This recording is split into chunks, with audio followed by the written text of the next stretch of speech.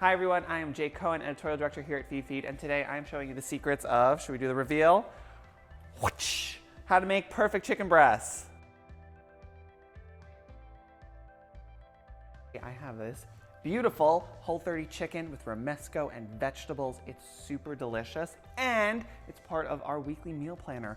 I created a Whole30 meal plan of recipes that I've developed as well as tested from our community. It's super delicious and a great way to kind of try out this cleanse. So to season my chicken, I'm keeping it simple. I patted them dry with paper towels. You do not want them to have any moisture on the skin because that's going to cause them to just steam in the pan rather than get that nice, beautiful sear. So I'm gonna go and hit them with some salt, some pepper, and you could stop right here, but I'm not going to because I'm feeling extra today. I'm going to add some smoked paprika. Just give a little sprinkling, and a little hint of smokiness as well as some color so it'll get even a little bit more golden. Now we're just gonna flip them and do the other side as well. We got a cast iron pan that I have preheated and we're adding 2 tablespoons of olive oil. Ooh, you could see myself in there. Hello. You hear that sizzle. We want to get a nice sear on this chicken. So this is a process called the Maillard reaction.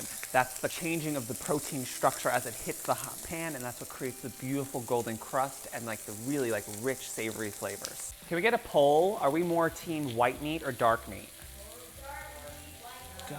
Oh, okay, so we are split here at Feedfeed. We are split down the middle. Half our team white meat, half our team dark meat. This technique is honestly the same for whatever you're doing, whether that be like skin on thighs, boneless, skinless breast. This is the only way you're gonna wanna cook chicken.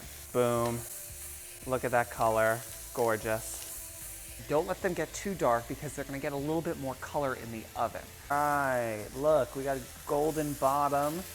Now I'm gonna pull these chicken. They're not cooked through, they're still raw in the middle. Another tablespoon of oil, and we're gonna add in some veggies. You can use, honestly, whatever you have on hand. Today, I'm using some broccoli and some red peppers.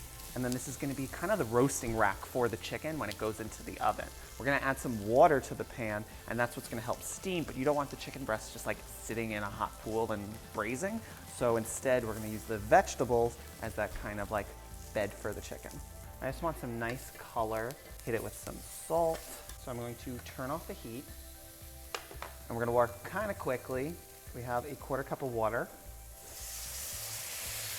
And now we're gonna put the chicken breast right on top. Chicken's not touching the water, it's just above it as the vegetables steam in it. And we're gonna pop this into a 350-degree oven for about 12 minutes just to fully cook it through.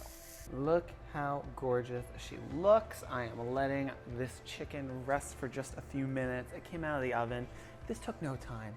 Shall we talk about this gorgeous crimson sauce we have? This is Romesco. If you've never heard of it, it's become one of my personal favorites. It is a Catalonian sauce made of roasted red peppers with tomato and almonds and sherry vinegar. It's sweet, it's tangy, it's spicy, it's smoky. It's everything you want out of a sauce, and it pairs perfectly with this chicken.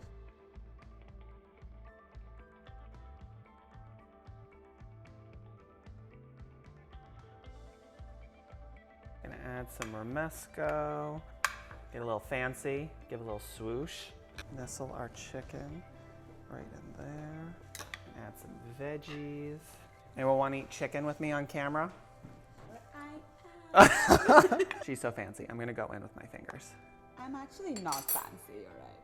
Let's do this. So good. Maybe I'll do Whole30 with you.